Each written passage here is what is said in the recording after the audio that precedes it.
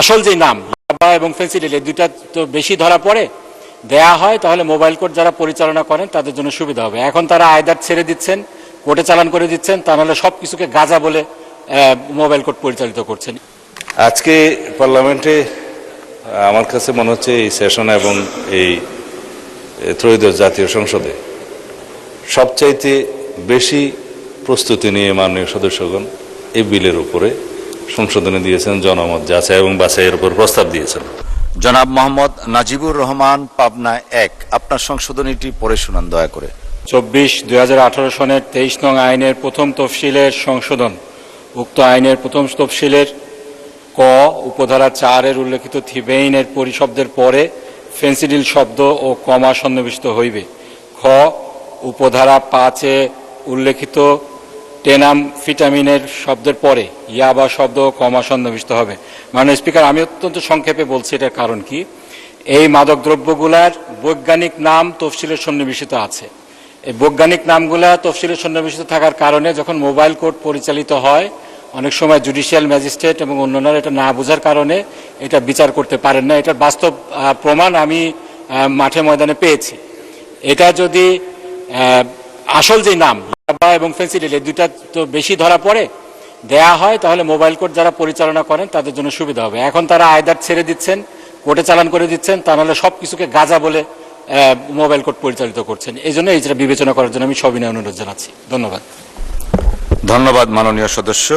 আমি এখন মাননীয় স্বরাষ্ট্রমন্ত্রী জনাব সালাউদ্দিন আহমেদকে তার বক্তব্য রাখার জন্য আহ্বান জানাচ্ছি। মাননীয় মন্ত্রী। মাননীয় সংসদ সদস্য জনাব মোহাম্মদ নাজিবুর রহমান যে সংশোধনীটা এনেছেন সেটা শুনতে আমাদের কাছে ভালো লাগবে, যাতে ফেন্সিডিল শব্দটা যুক্ত করা হয়। তফসিলের যে লাস্ট আইটেম আছে এখানে থিবাইন শব্দের পরে ফেন্সিডিল শব্দ ও কমা সন্নিবেশিত হইবে। আর একটা সেই তফসিলের উপধারা 5-এ টেনামফিটামিন শব্দের পরে ইয়াবা শব্দ সংযোজিত হবে। আজকে পার্লামেন্টে আমার কাছে মনে হচ্ছে এই সেশন এবং এই ত্রয়োদশ জাতীয় সংসদে সবচাইতে বেশি প্রস্তুতি নিয়ে মাননীয় সদস্যগণ এই বিলের উপরে সংশোধনী দিয়েছেন, জনমত যাচাই এবং বাছাইয়ের উপর প্রস্তাব দিয়েছেন। পার্লামেন্টের মূল কাজটাই হচ্ছে আইন প্রণয়ন করা। যত গভীরে গিয়ে এই বিলের প্রস্তাবগুলো এবং মূল আইনের বিধানগুলো মাননীয় সদস্যগণ পড়েছেন, তাতে আমার মনে হয় ভবিষ্যতে আমরা আইন প্রণয়নের জন্য এটা খুবই একটা মাইল ফলক হিসেবে কাজ করবে। যে সংশোধনীগুলো তারা এনেছেন তার মধ্যে আমি জনাব নাজিবুর রহমানেরটা আগে অ্যাড্রেস করি বটম আপ করে। থিবাইন শব্দের পরে ফেন্সিডিল শব্দটা যুক্ত করার জন্য তিনি যে সংশোধনীটা এনেছেন সন্নিবেশ, এখানে মাননীয় স্পিকার মাদক দ্রব্যের এই নিয়ন্ত্রণ আইনে কয়েকটা তফসিল আছে, যে মাদক দ্রব্য বলতে কোনটা ক শ্রেণী, কোনটা খ শ্রেণী, কোনটা গ শ্রেণী ইত্যাদি।